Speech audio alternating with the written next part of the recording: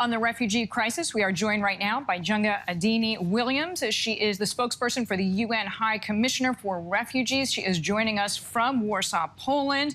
Thank you for your time and for the important work that you and your colleagues are doing.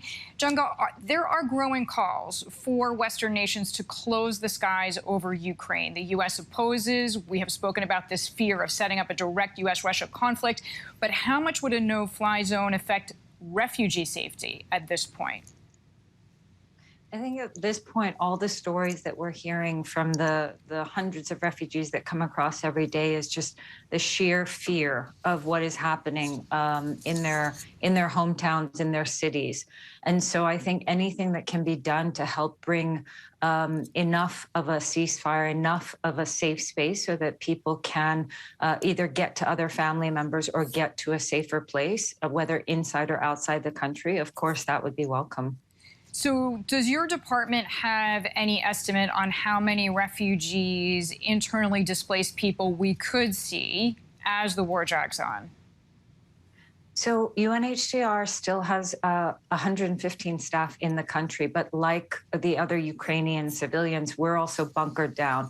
We're still delivering aid wherever we can. So we sent out a number of trucks yesterday, as well as supplies today to different parts of Ukraine. But it's very hard for us to get any real sense of what numbers of people are on the move inside the country. But we're sure that it's over 1 million at this point, just from the rumors and the reports that we're hearing.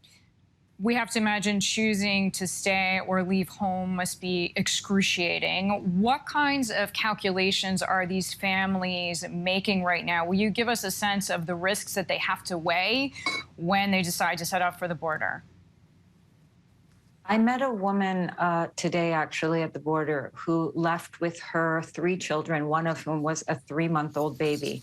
And she had literally 2 hours to decide to leave. The shelling got so bad in her town. So as you can imagine, traveling with small children, she had 1 small bag. She was traveling with her sister, and when I asked what she had brought with her, she burst into tears because she said she couldn't even think straight. She just grabbed anything and everything. Thankfully, there are so many supplies here, both from the Polish government, but more importantly from the Polish people who've just dropped off huge mountains of supplies, clothes, diapers, baby food, anything you can think of, strollers, even pet food, for example, because many people are coming with their animals, with their beloved cats and dogs. But they'll need much more in the coming weeks because these supplies will not last at the rate of the arrivals of refugees in this country. Well, that collective support must be the silver lining. Joung-Ah Ghedini-Williams, thank you so much for your time and for your work.